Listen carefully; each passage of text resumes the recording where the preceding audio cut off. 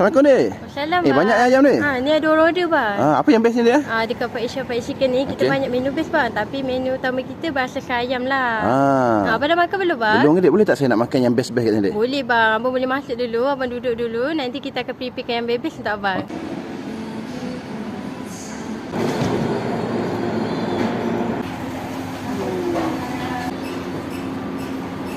Okey bang, ni makanan abang dah siap. Dah siap dia. Apa dapat dia? Ni siap plate bang. Best seller kat sini bang. Kita ada 2 ayam.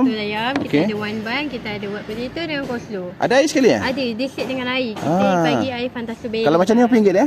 Ni baru RM16.90 bang. Murah juga. Bang, kalau abang suka menu tradisional, kita pun ada set nasi lemak macam ni. Nasi lemak besar ayam dia. Macam ni je bang.